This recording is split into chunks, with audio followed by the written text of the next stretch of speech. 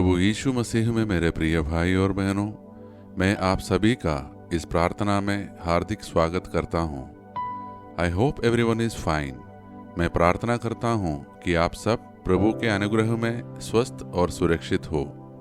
ईश्वर हमें लगातार आशीष दे रहे हैं। हमारे पास ईश्वर का धन्यवाद करने के लिए असंख्य कारण हैं।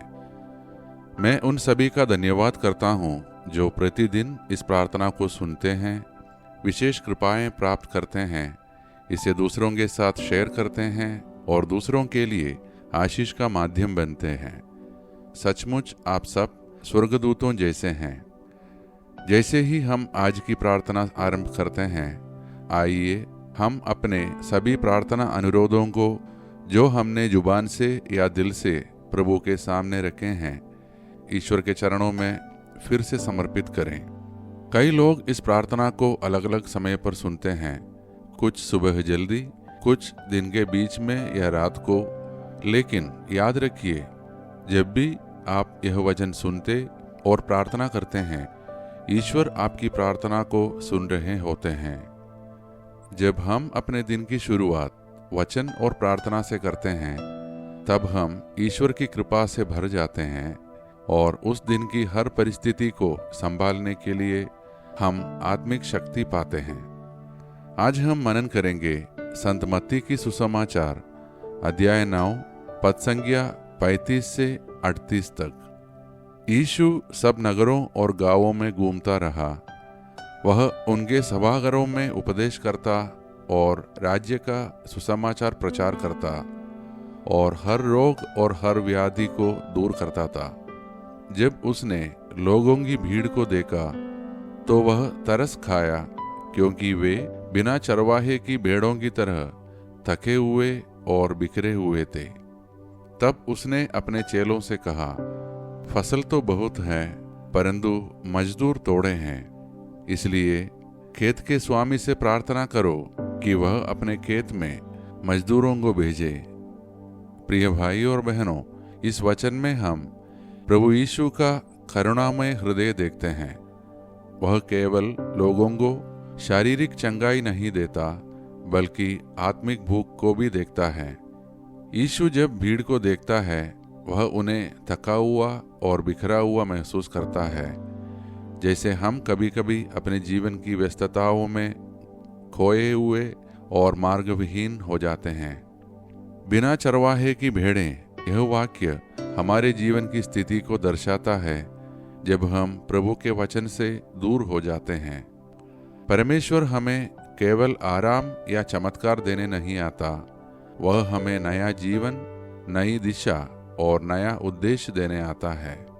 यीशु कहता है, फसल तो बहुत है, परंतु मजदूर थोड़े हैं। इसका अर्थ है, बहुत से लोग प्रभु की ओर लौटना चाहते हैं, लेकिन कोई नहीं है जो उन्हें वचन सुनाए, उनके लिए प्रार्थना करे या मार्गदर्शन करे। प्रिय भाई और बहनों, आज आप और मैं, हम सब इस कार्य में सहभागी हो सकते हैं। जब आप इस प्रार्थना को सुनते हैं, दूसरों तक इसको शेयर करके पहुंचाते हैं, तो आप उस मजदूर की भूमिका निभा रहे हैं जो प्रभु के राज्य के लिए काम कर रहा है। आपका एक एक शेयर, एक एक फॉरवर्ड किसी की आत्मा को छू सकता है। तो आइए प्रिय भाई और बहनों, हम सब अपने आप को प्रभु परमेश्वर के हाथों में सौंप दें और मिलकर प्रार्थना करें। हे सर्वशक्तिमान परमेश्वर, जैसे ही हम इस सुंदर दिन की शुरुआत करते हैं, हम आपके द्वारा दिए गए जीवन के उपहार और आपके असीम प्रेम के लिए आपको धन्यवाद करते हैं। प्रभु, हमारे परिवारों के लिए, हमारे बच्चों, माता पिता और प्रियजनों के लिए हम विशेष आशीर्वाद की प्रार्थना करते हैं। हम प्रार्थना करते हैं कि आप सभी को अच्छा स्वास्थ्य, समृद्धि और शांति प्रदान करें। हमें हर पाप और अनहोनी से बचाएं।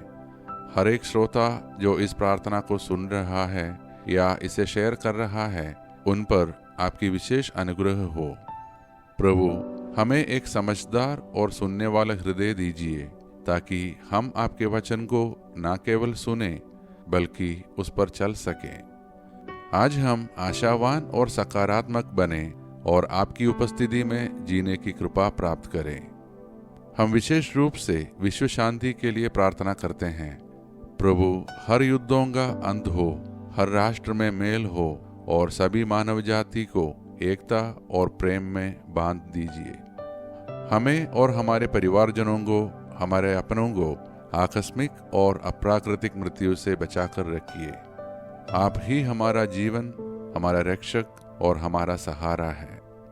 ये सारे प्रार्थनाएं और हमारी मन की अन्य प्रार्थनाएं हम समर्पित करते हैं आपके पुत्र और हमारे प्रभु यीशु मसीह के नाम पर, आमीन। प्रिय भाई और बहनों, आप सभी का धन्यवाद कि आपने इस प्रार्थना को सुना, इसके लिए समय निकाला।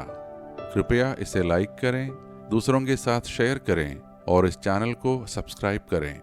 शायद आपकी यह एक कोशिश किसी और के जीवन में चमत्कार ले आए। प्रभु यीशु मसीह का अनुग्रह, परमेश्वर पिता का प्रेम और पवित्र आत्मा की सहभागिता हम सभी के साथ सदा बनी रहे, आमीन। हम अगली प्रार्थना में फिर मिलेंगे।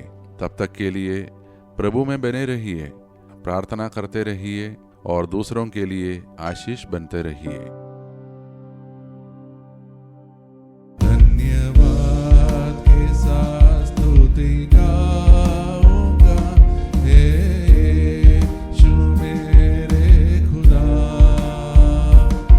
उपकार तेरे हैं बेशुमार, कोटि कोटि स्तुति धन्यवाद। कोटि कोटि स्तुति धन्यवाद। कोटि कोटि स्तुति